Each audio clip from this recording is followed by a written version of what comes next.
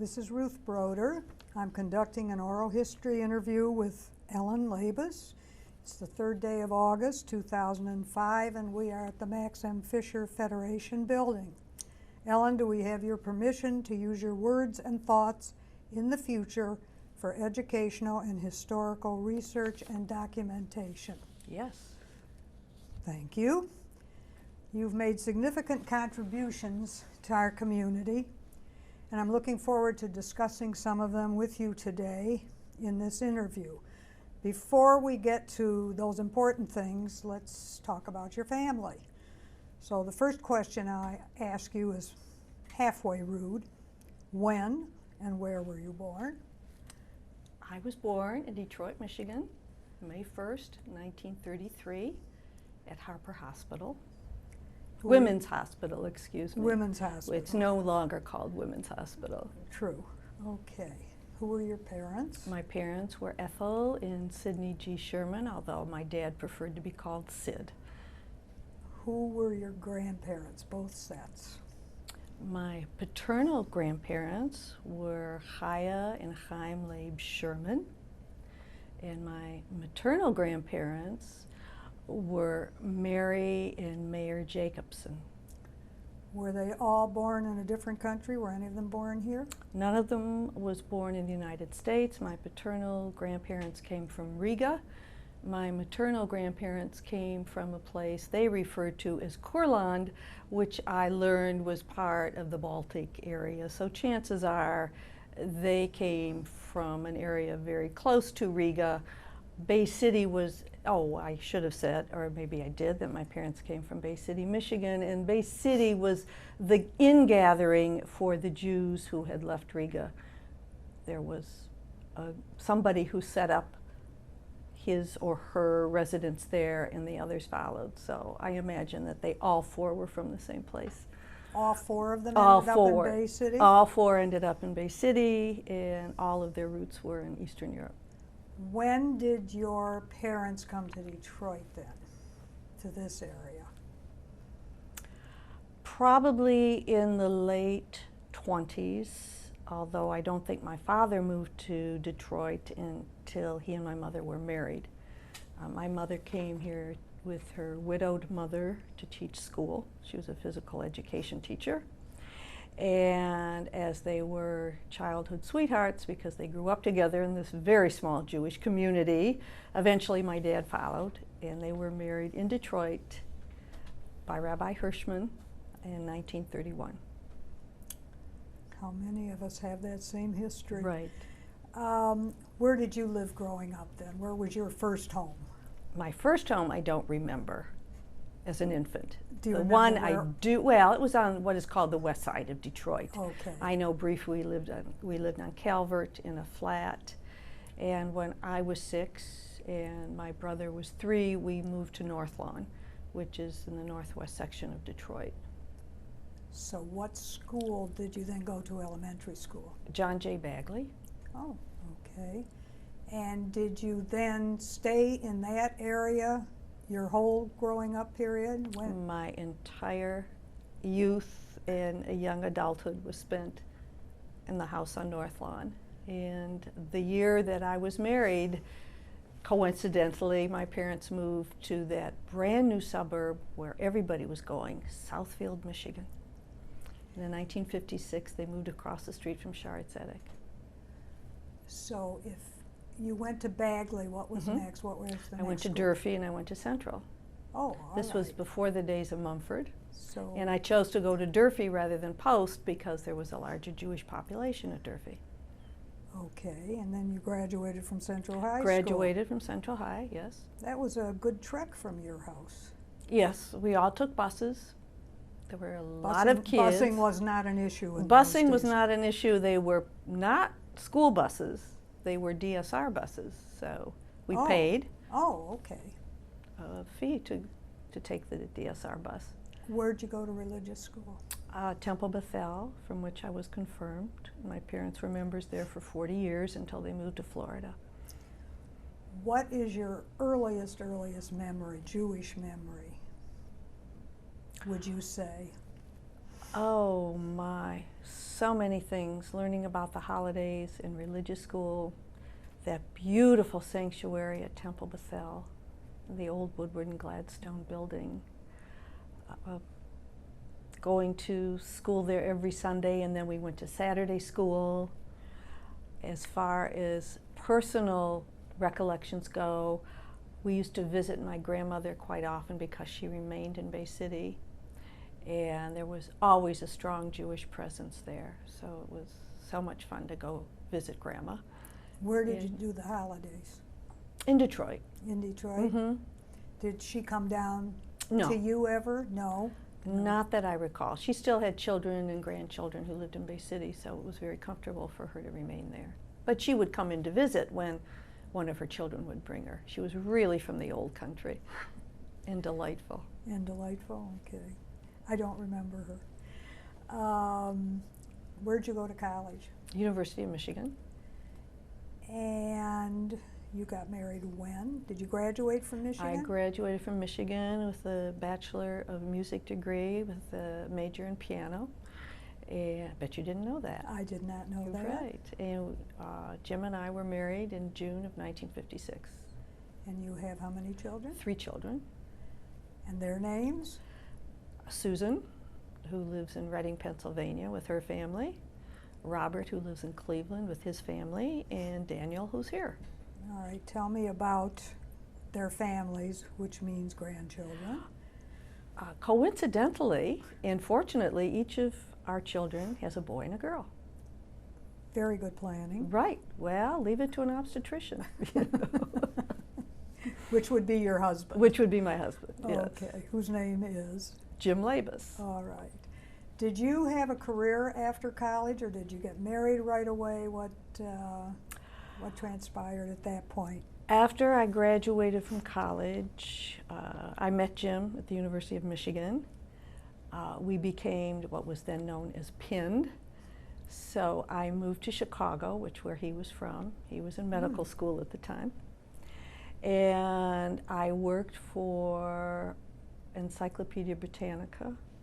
Did you go door to door? No, I worked in their sales promotion office, and I also worked in their editorial office.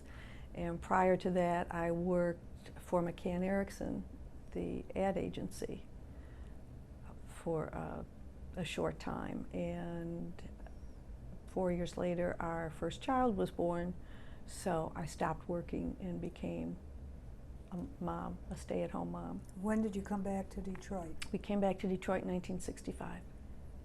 You didn't use your music in your career then?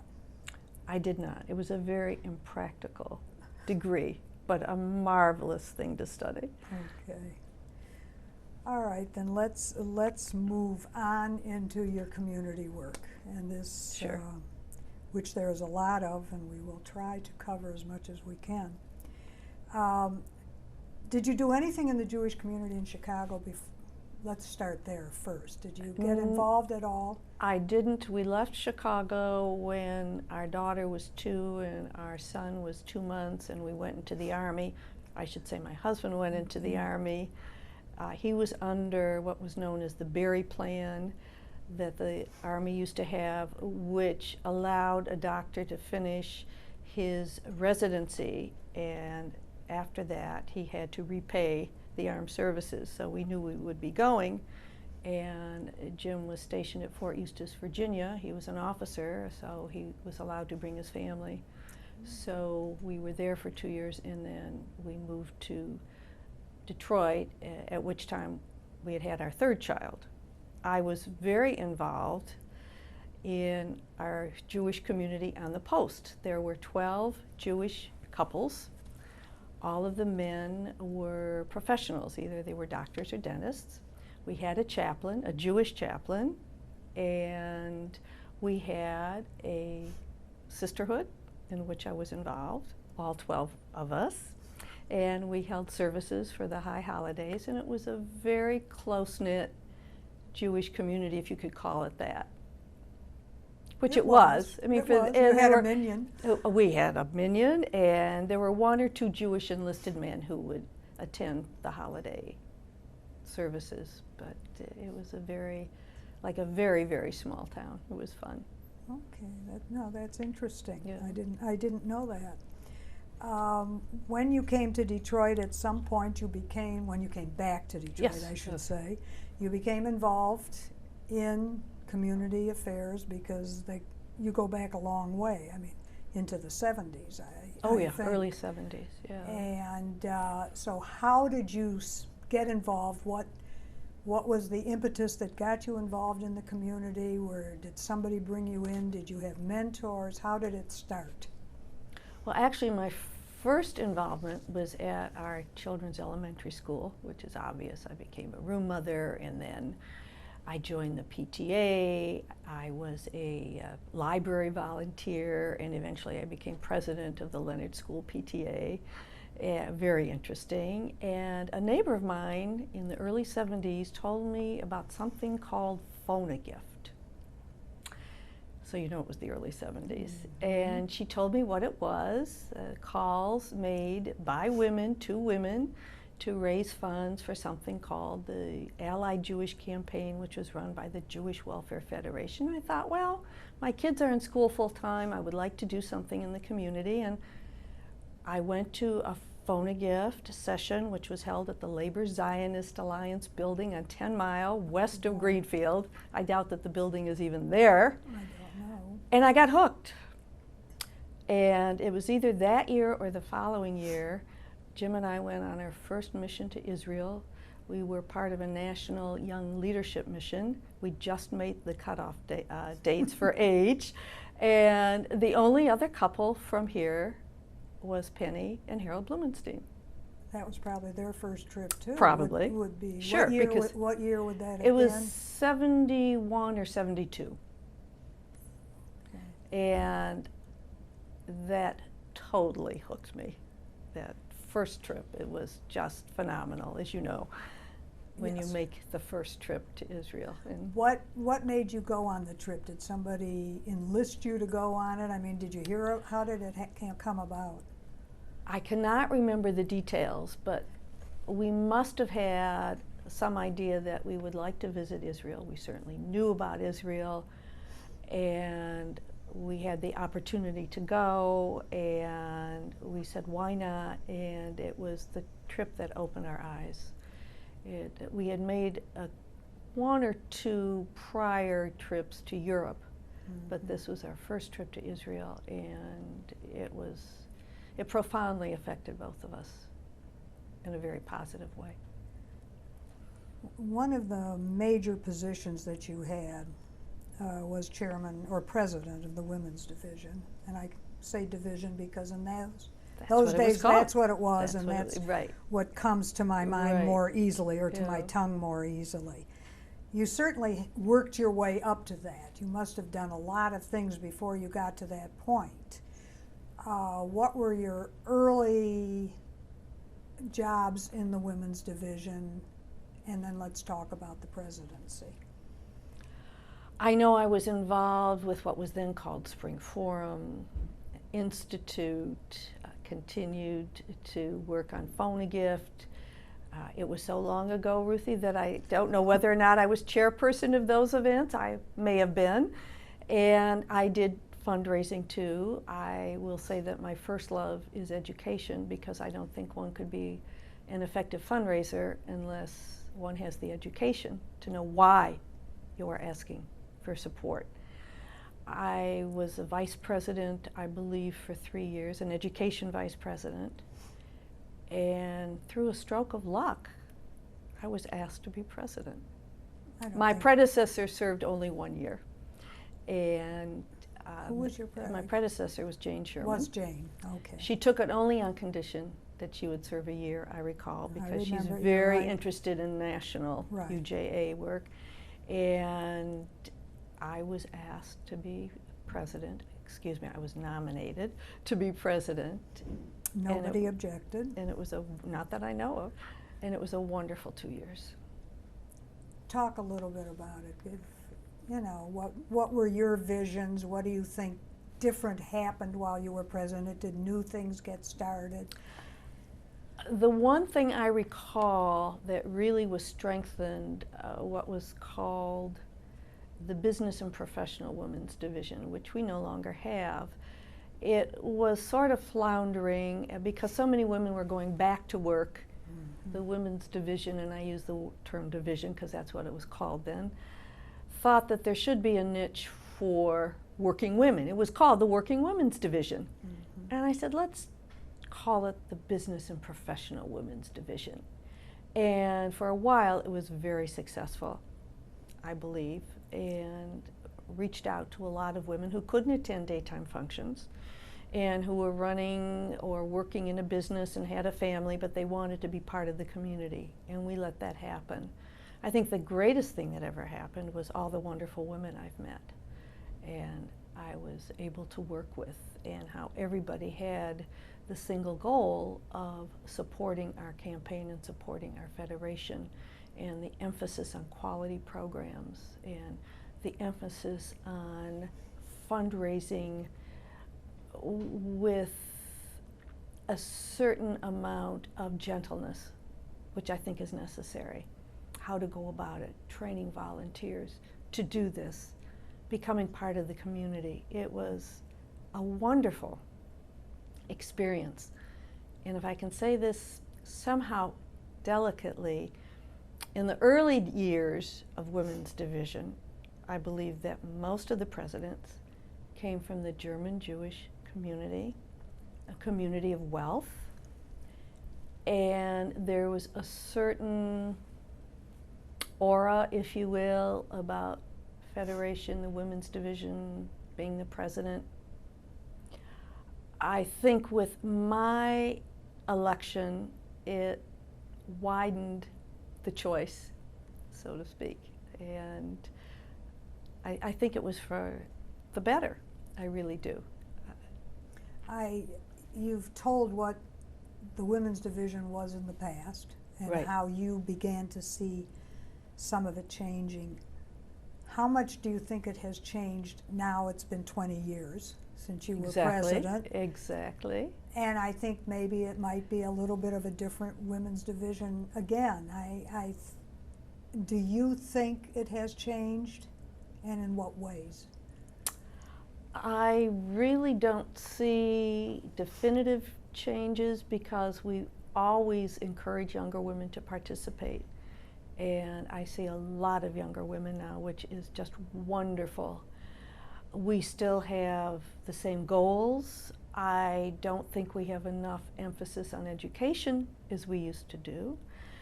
And I would like to see that change because I still think it's important.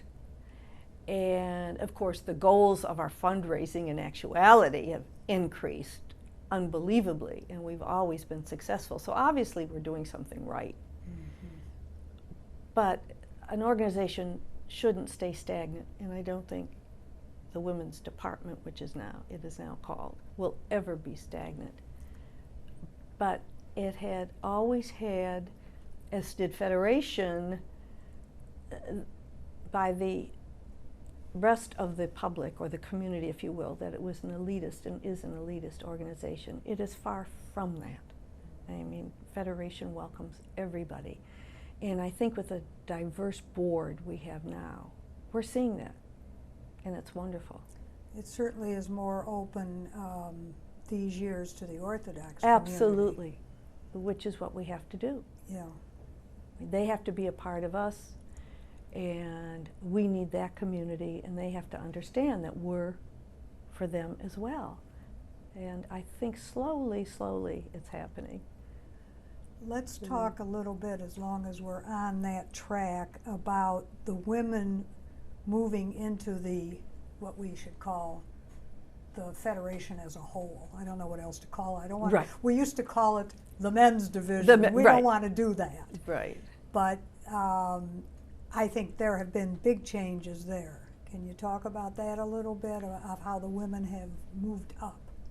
Well, up until the last few years, I don't think there was ever a woman who was co-chair of the campaign. I can't remember if it was Jane or Florine Mark or Susie Citron, but now, as far as I can remember, within the last 10 years, there has always been a woman who's co-chair of the general campaign, which I think is absolutely necessary. We've had one woman president, and I am so proud of Penny, but I think there should be more, and I think there should have been more, not because we should have a woman because she's a woman, but we have very bright, capable women in our community, and as we're told over and over again, women control and have access to vast sums of money. And it's not only the moneyed group that we have to get, but which is important, because to be a leader, you've got to lead in that also. But we have great talent in our community, and I think Federation sometimes is missing the boat by not tapping more women in executive lay positions or in executive professional positions. Mhm. Absolutely. But it is coming, and it's certainly a lot better. Slowly, everything moves slowly here, but it will happen. Yeah. It will. We have women who are vice presidents of Federation, and hopefully they're on the inside track, so to speak. It's not the gender of the person, it's the capability. And I That's right. think that the capabilities of women have to be called to the attention of those who put the candidates in line. You have been on the Board of Governors. I have been. How did you find that experience? The absolute truth, Yes. it's a rubber stamp. The executive committee make all the decisions. Now, I haven't sat on the Board of Governors in the past 4 or 5 years. I don't know if things have changed. With each new administration, I would hope that it changed, but all of the major decisions are made by the officers in the executive committee, and they're brought to the Board of Governors for approval. But it's a foregone conclusion that whatever they suggest and support, that will be done. It's a big body, and I don't know how more democratically it can be run, but it has to be changed. Have you ever been at a Board of Governors meeting where there's ever been any kind of a brouhaha, for lack of a better word, about decisions that were made? Has that ever happened in your experience? Not in my experience. And again, I sat on the board, I think, twice. One is a representative from the Women's Department. Of course, when I was president 20 years ago, I sat on the board, and most recently it was in the late 90s. But I cannot remember when anything was overturned by the Board of Governors that the officers hadn't already decided. Okay. You were chair, before we get away from the women's division a little bit, because I want to, education, I always felt, was your first love. It was, and But is. I know you had important jobs in campaigning too. I think you were chair of the Lion of Judah, were you not? A while ago, yes. You were, I think, a chair of the Days of Decision at Yes. some point. Oh, yes, yes. You're certainly With involved Erwin in Alterman, yes. yeah, Oh my. involved in Phone-A-Gift way back. Every year. I was never chair, Yeah. but I'm always here for phone. Well, it's no longer called Phone-A-Gift, but for Yeah. the telethons. For yes. the telethons. Yes. Okay. Talk a little bit about the Lion of Judah, just so we have the history of what it is on this tape. Certainly. The Lion of Judah is a national women's organization affiliated with the United Jewish Appeal, where women who give a minimum of $5,000 automatically are part of this national organization.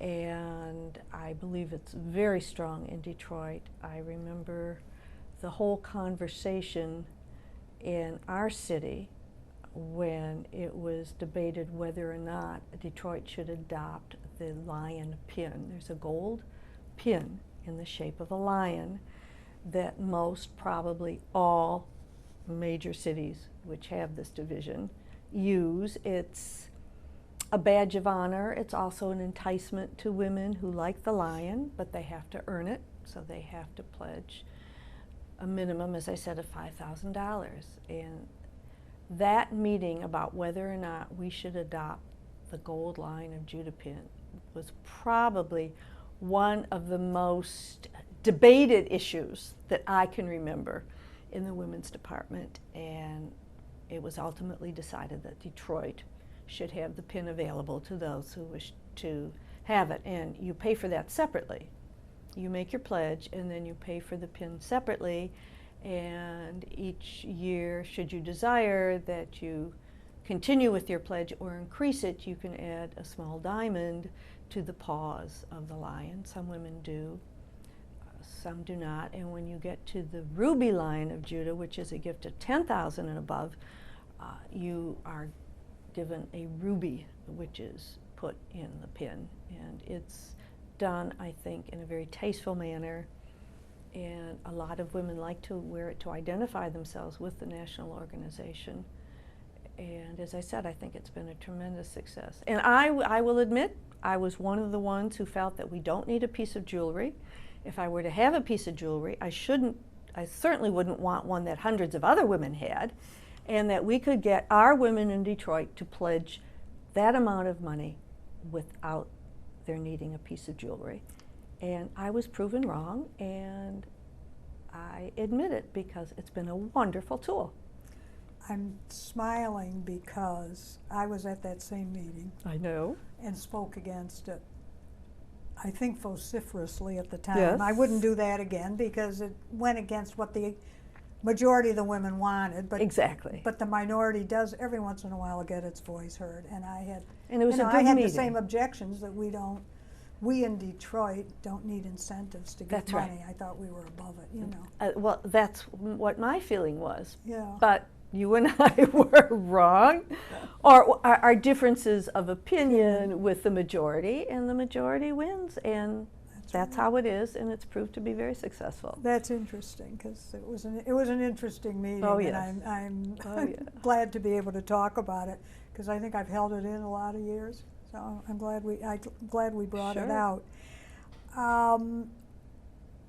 Let's talk about some of the other things that you've done in the women's division, or with Certainly. Federation. I don't Sure. even want to say the women's division, with Okay. Federation. Because, as I said, education was really your great love. And one of the things you were very involved in was COGIS. So, and I think that's probably ongoing. Absolutely. I don't think you're the co-chair anymore, Oh, but I think no, it's no, no. ongoing. It certainly Your is. interest. So explain what COGIS is and talk about it because it's quite a wonderful committee. I would love to. The COGIS stands for the Commission on Jewish Elder Care Services, and it's a consortium of those Federation agencies which provide service to the older adults in our community. We all realize that our population is aging, and hopefully they're aging healthier, and as they age, their needs for increased independent living were seen, and Bob Naftali, who was president of at the time, I think it was 1996, came up with the idea, I'm sure with input from other professionals in the Federation, that we form this commission of agencies who would work together rather than competitively to bring to this particular community, which is getting larger and larger, those much needed services. And I became the co-chair in 1996, and Michael Perlman was the chairperson, and in 1999 I became chair, and John Jacobs was my co-chair. We had a number of different subcommittees formed. We have had and have a wonderful board made up of lay and professional people. And because of this consortium and the agencies working together, we've been able to expand and enhance the services that we can provide, by we, I mean our Jewish community, to older adults. And seeing as I'm getting to be one of them, I wanted to be in on the ground floor. We provide much needed transportation. We provide in-home support with homemaking and medication reminders. We partner and have partnered with the National Council of Jewish Women for over 30 years in Meals on Wheels, which is not only for the elderly, but which certainly serves the elderly. We have a guardianship program for the frail adults who have nobody in the world in this community and who are at the hands of perhaps guardians who have little or no interest in them. We have a chaplaincy program. We have a number of programs that really allow older adults to remain independent for as long as they can. And should the time come when they go into assisted living or a nursing home, these programs such as chaplaincy still continue. Transportation still continues. I am so proud of COGIS, and I know that several communities throughout the country have looked to Detroit for guidance in setting up similar programs in their communities.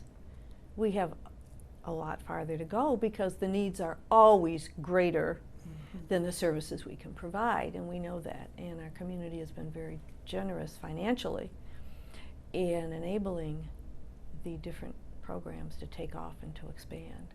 But it's ongoing, and it's superb. This is one need that certainly isn't going to go away. It's not going to go away, and it's certainly going to increase, and we can be very proud of this.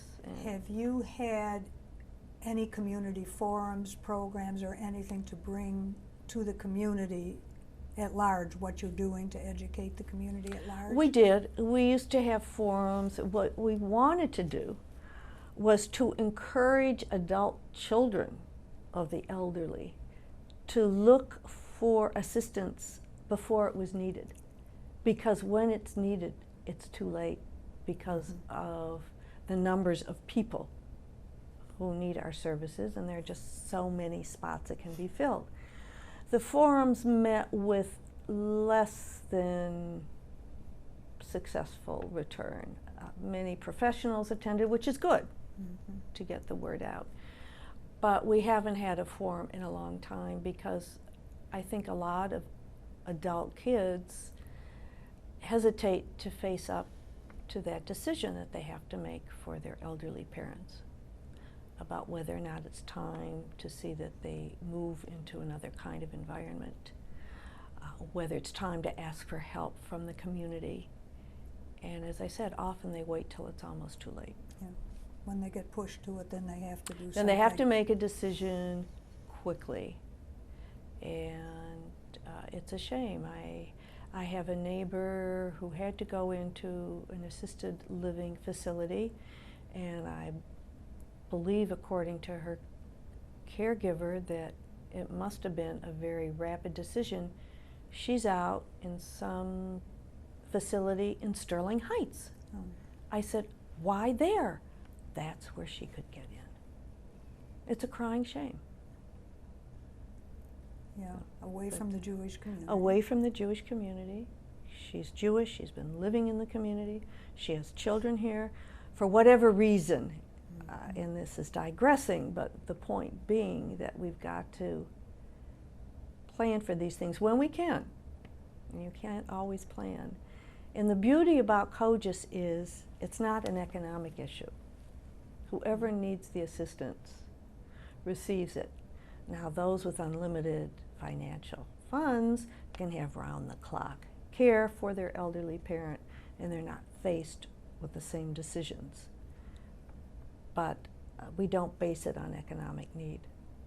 Do people come to you and ask you about nursing home care insurance and those kinds of things, or don't you get that kind of interplay? Sometimes they'll ask for the names. Now I'm talking about the people that are going to become elderly themselves. I'm not talking about their children. I don't know the answer to that. Sometimes the children will ask for names of nursing homes. We can't recommend, or I should say, I'm COGIS talking can't. about the insurance plans Oh, that the are insurance out plan. there to help these people.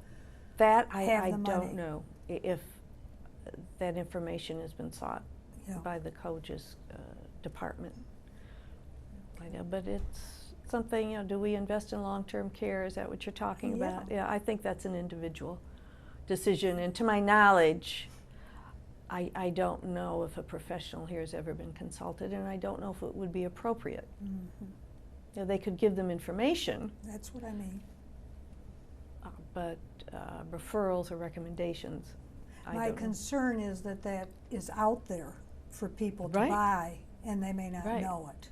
Right. Well, That's- usually if they have any kind of insurance, their insurance person Hopefully. will mention it. Yeah, Hopefully. hopefully. Right. Hopefully. The Women's Foundation, fairly recent in our Right, community. right. I think you were there at the beginning. Almost at the beginning, right? So let's talk a little bit about that. Tell me The what Jewish it is. Women's Foundation is wonderful. It gives grants to programs in our community and in Israel which will enhance the lives of Jewish women and girls. And every year we award grants to 7 to 10 different local organizations within the Federation and Jewish organizations which are not part of the Federation family, which have devised new programs which follow our guidelines, which have never been done before in the community, or a program which may have been started, but this is certainly something, the program that is being represented as the grant has been enhanced in new ways that have never been done before. We've completed 3 grant cycles, and all of the trustees on the Jewish Women's Foundation have an equal voice and an equal vote. In order to be a trustee, you pledge a minimum of $10,000 payable over 5 years. And at the end of the 5 years, you have an opportunity to re-up, as they say in the Army. Or you can have an intergenerational pledge of $100,000, which would be for a woman, her daughter, her daughter-in-law, her granddaughters, or a lifetime pledge of $50,000, which would be for the woman herself. We receive grants from all over the city, grant applications, I should say, a few from outstate, and usually 2 or 3 from Israel, and we select 1 from Israel. And the innovations of these programs have been eye-opening, and it's a credit to the community, and I'm very proud to be part of the foundation. The maximum amount that we give in a grant is $10,000, and at the beginning of the cycle we set a limit as to how much we can give. This is interest that is earned on the pledges of the women who are part of the foundation. Initially, the United Jewish Foundation helped us because we were a baby, brand new, and we hadn't worked up to earning any interest yet. So they helped us in our grant cycle for the first 2 or 3 years, and now we're on our own, we're flying. And it's thrilling. We give 3 or 4 educational programs a year, which are open to the general community, and at which we certainly try to encourage women to become trustees if they are able to. And we've touched a lot of lives, and we've reached out in all directions. It's marvelous. How many trustees are there today, do you think? Well, I heard after our second fundraiser that was held this past June, called Women Lighting the Way. We had one 2 years ago, and this is our second.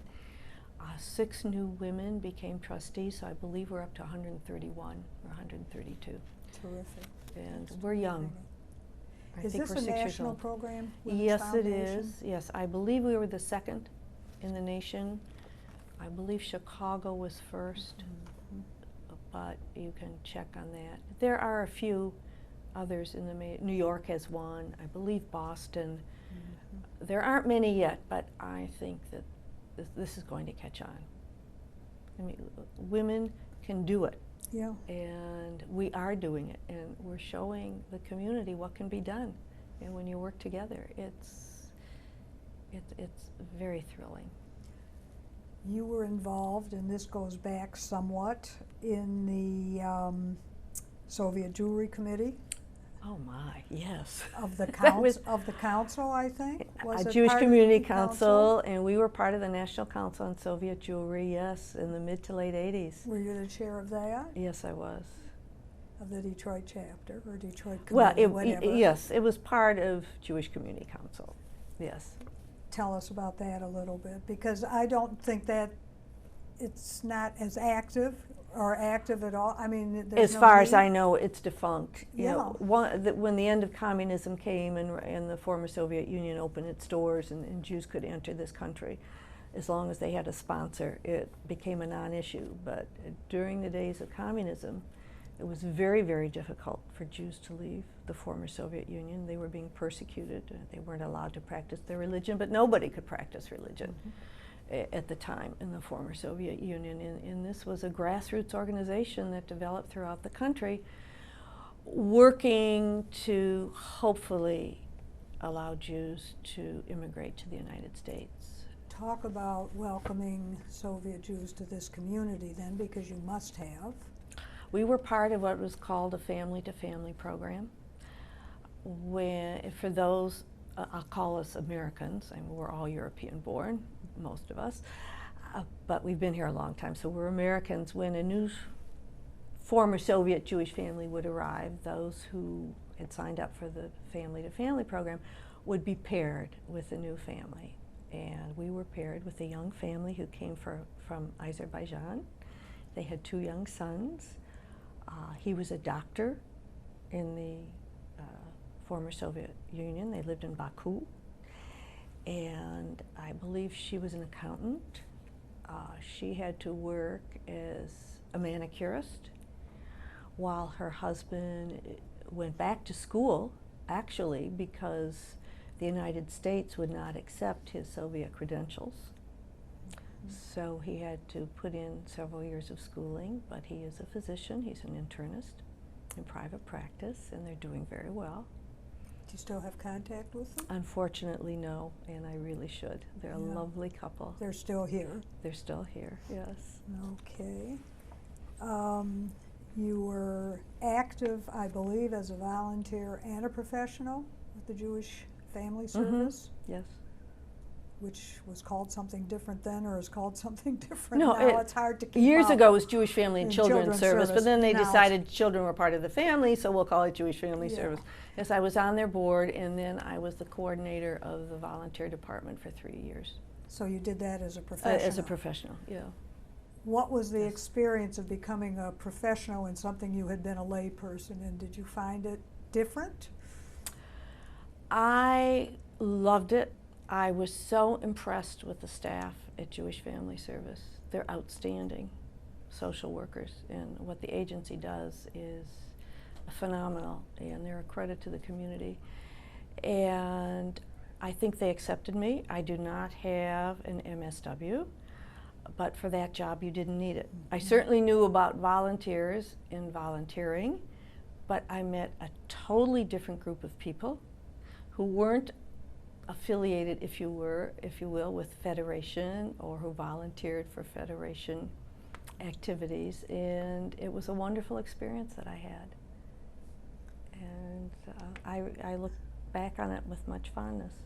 You were active in the National Council of Jewish Women, And I still am, yes. and you're still active. Yes. What different positions have you had there, or just what programs have you been involved in there? Oh my goodness. Because there's so much. You want me to go through all of it? Well, the important ones, Well, the ones that you remember, as best. Well, the National Council of Jewish Women has a lot of community service programs as well as advocacy programs. I loved and still do the community service programs. I was chair of Meals on Wheels. I was chair of Space for Changing Families, which provides support groups for those people who are widowed and divorced, and is still ongoing. I was chair of the Education Assistance Program, which works with the Jewish Education Loan Service to provide interest-free grants to deserving Jewish students in Michigan universities and colleges. I was a vice president of public relations and a vice president of community service. And I continue to sit on the board. And it's a national organization which is outstanding in what it does. Did you ever go on trips to Israel with that group? No, I didn't. although the National Council of Jewish Women does have national I know trips that they do, to yeah. Israel. No, all of the trips we took, with the exception of, actually, most of the trips we took were Federation sponsored. We went on a couple of missions sponsored by Hebrew University, and last August our immediate family went to Israel to observe the B'nai Mitzvah of a granddaughter and grandson who are siblings. Oh, And that was wonderful.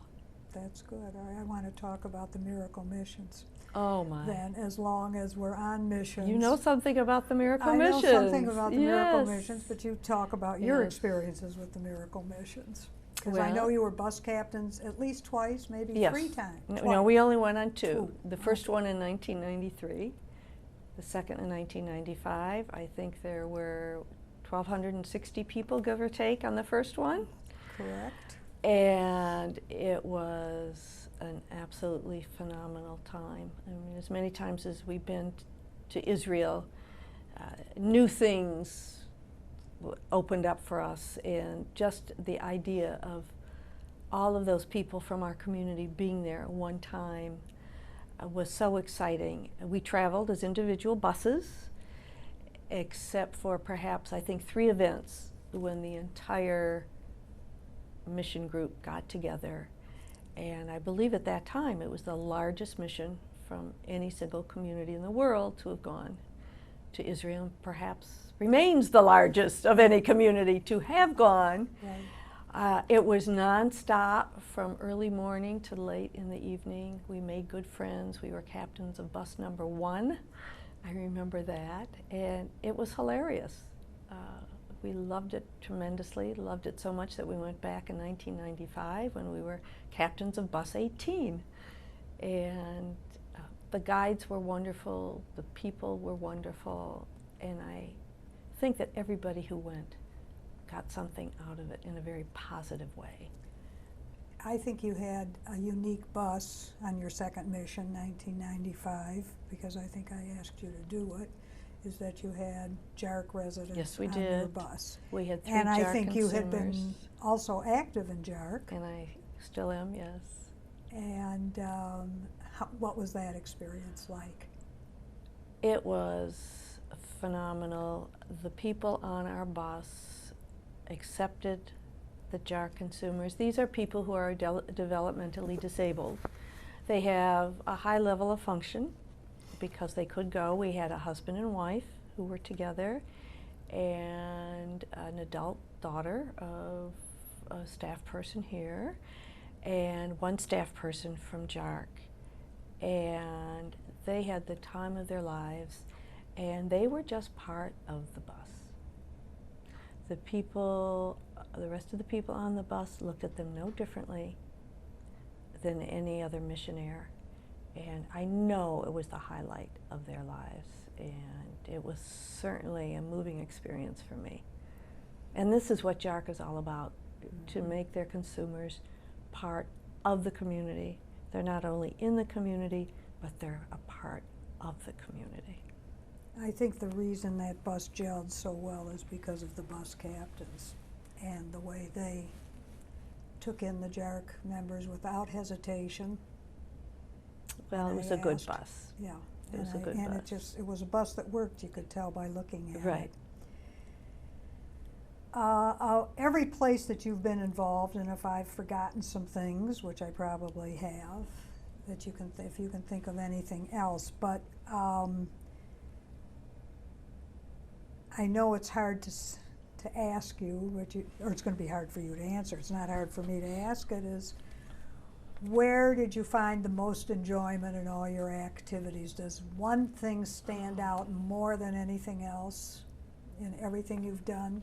How do you look back and value, because it's so varied what you have done in this community and what you're still doing? No, because I get such pleasure out of all of it. And each one brought to my life a certain quality that perhaps I hadn't seen before. I certainly have met the most wonderful people in all of the different organizations, have learned more about the community, have learned about the needs of the community, and each organization addresses a certain need and tries to meet that need. One thing you didn't mention, which I'm relatively newly involved in for only the past half dozen years, is Yad Ezra, which is the state's only kosher food bank. Who would ever have thought that there are 1,100 Jewish families in our community who every month get free food? This happens in our community. And my eyes have just been open to so much of what is there, the good and the sad, and it has become my life, and I'm fortunate that I can do it. I feel fortunate. Looking overall at Federation, the big picture, Right. from the time you became involved to what you see today, what changes do you see? What good things, what not so good things? But I think there have been major changes in the way this community has been functioning in recent years rather than many, many years ago. I think you go back far enough to remember those years. I think it's more egalitarian now, which I think it should be, but I still think Federation has a way to go to reach more of the community. After this newest demographic study is completed, we'll know exactly how many Jewish residents there are in their community. Right now we're working with the figure of 96,000, give or take. Omitting those who are below the age of 21, children, teenagers, I would venture to say there's still a very large population of Jewish residents in metropolitan Detroit, and a very small percentage support our campaign.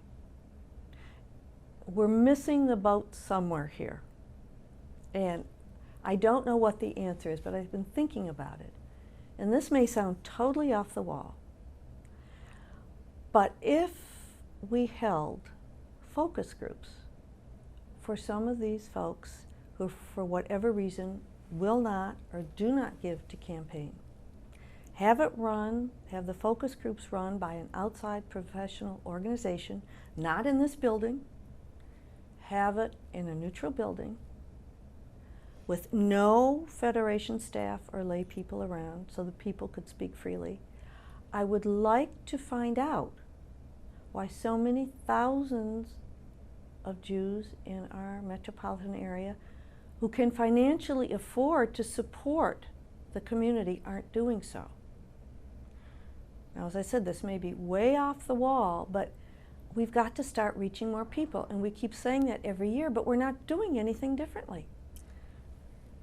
Do you think that there is a very major difference between our generation, yours and mine, and our children's generation? Let's not even look at our grandchildren yet, but at our children's generation. Can you identify some differences in the way we relate to? And it may not just be your children necessarily, but children in general of that next generations, the 40-somethings. Excuse me. I don't know how concerned and involved they are or care to be. And if we don't replace ourselves, and I'm sure many people have sat in this chair have said the same thing, there's not going to be a federation because somebody has to replace this older generation. I hope I'm wrong. I mean, I see several young people, and by that I mean 30 and 40-year-olds who are young, moving up. But there are a lot more out there who, for whatever reason, don't know or don't care, and we've got to reach those people. Do you think there's a big world out there now, which I think maybe the 30 and 40-year-olds have discovered, something that we call the general community, Yes. which the Jewish community is very much a part of. But is this taking away, is this diluting some of the stuff that's happening in the Jewish community because they're finding so many other things to do? Perhaps. Younger people today are so involved with their families, with their careers, that they might have, they do have X numbers of free time. If if you will, and they may choose to work in other issues, particularly during a political year, whether it's every 2 years or every 4 years. They use their energies to support candidates, which are needed. But I can't believe that if they weren't approached in the correct way, that they would ignore their Jewish community. I would hope that they would consider that equally as important to what they're doing in the general community. So finding ways to bring them in would be a high priority, I think. For me, it would be. Just like getting so many of the people who aren't supporters now to become supporters. We have to branch out. We have to look for new resources and new people, not only in funds, but in people. This would probably then be a critical issue facing our Federation family and our Federation community. Can you think of other critical issues, not the lack of people to work in it, but other critical issues facing Federation and the Jewish community in the years to come? Where might we be falling down, and what more could we be doing? Well, I think here in Detroit we're faced with the issue of young adults leaving the city. And if we have a smaller base because we're not replenishing ourselves, then we've got a major problem too. And I don't know the answer to that. I mean, we're part of the Jewish community, and Metro Detroit in itself has got to find ways to keep our young, talented people here. Because if they leave, we don't have much of a community left. And not everybody is leaving, but we certainly know that so many young and not so young people today are leaving the city. Well, 2 of your children don't live here. Right? That's right. And it's not just a Jewish community problem, but It's a general it's community. a Detroit problem. Oh, Detroit major. Metropolitan Detroit. Major Detroit problem. Yeah. Detroit has its own problems, but a major problem here. Yes. It's going to take some very creative thinking, Right. obviously. And I don't know what the answer Well, is. you're a creative thinker, so it's time for you to put your thinking cap on Oh, and bring oh. these ideas to us, because I think you still have the energy for that. You're not on the Board of Governors now, are you? I'm not. No, but you're still active in the Women's Division, Women's Department now, Right. Well, I sit on the board as a past president, yes. but you can speak up. Oh, I do. Yeah. What do you think, we've talked about a little bit, but the place of our Jewish community in the general community, how do you feel that we are received as a Jewish community in this overall Detroit community, Detroit metropolitan community? I really couldn't begin to answer that. I would hope very positively. I must say, we're very parochial here, and I don't have contacts in the general community. Everything that I do, everybody I seem to know is within the Jewish community. So I really don't have the answer for that. Do you think that our Jewish people are active in the Jewish community?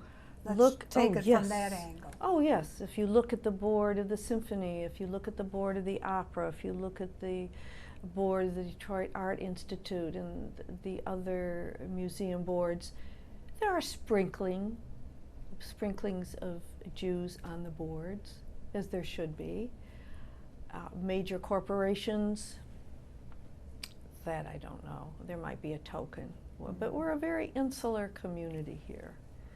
And I would hope that we're received graciously, but I don't have the answer.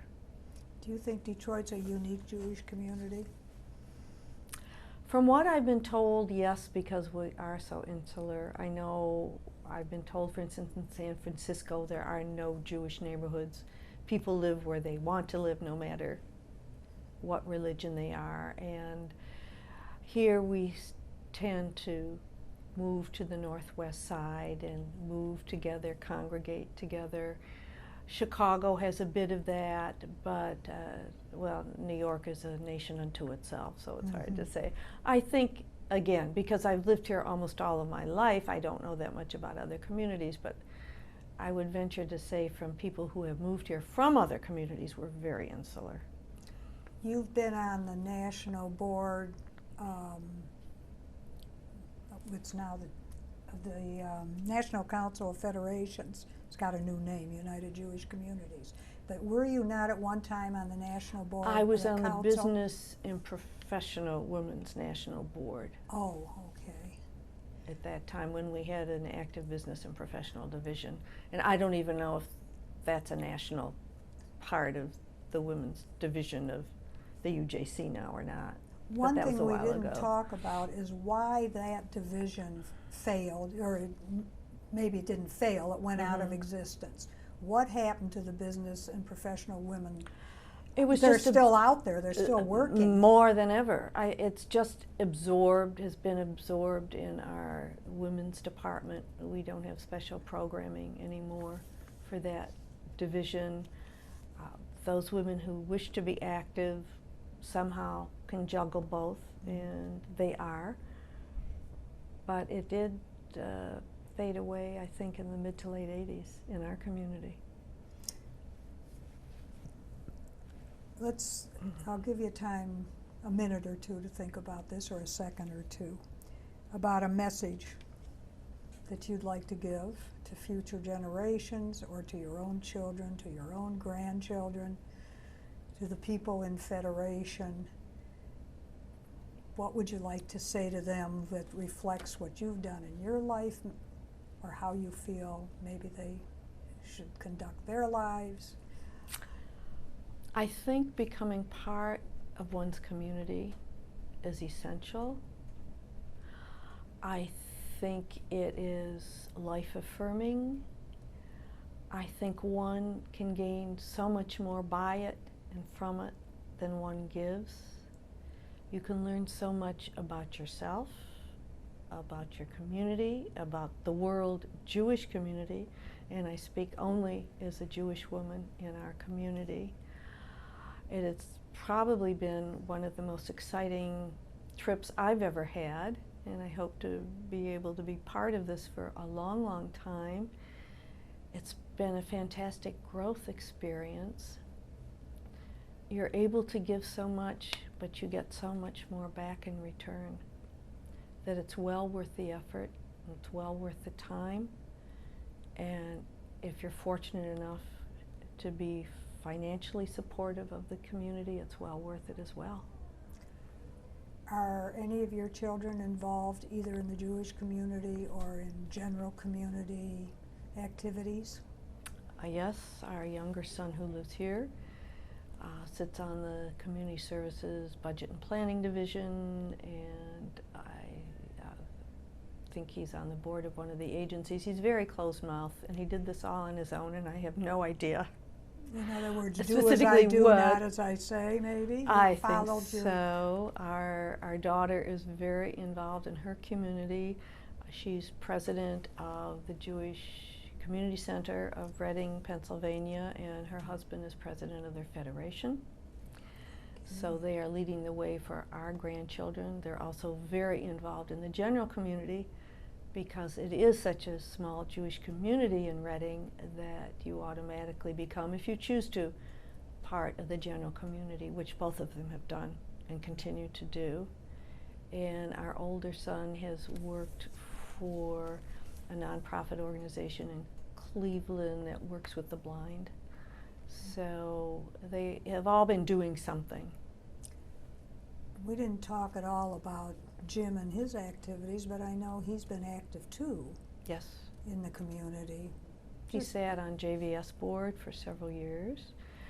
He was chairperson of the Physicians Division when there was a Physicians Division of campaign for several years. Continues to work actively in the campaign. I believe was on the, what was at one time called the Culture and Group Services Planning and Budgeting Division. I don't even know if it's still there or still called that, but he has been active as well, and he's been a lot busier than I in his professional career, but he's managed to do it. So your children have learned basically, whether you knew it or not. I guess They something rubbed obviously off. were watching what you were doing. Well, it seems to be, yes. Yeah. And I'm pleased, because if a child can learn by example and not by being told, it's going to be a lot more successful. I think you're right. Can you think of anything else that you want to bring up, something maybe I didn't bring up, about anything? Family, community, anything? Well, Is there a question or two that I have not asked? I don't believe so. I think it covered a lot of ground, and you refreshed my memory on several things, because I've been around for so long. But it's been a wonderful ride, as I said, and when I walk into this building, I feel like I'm home.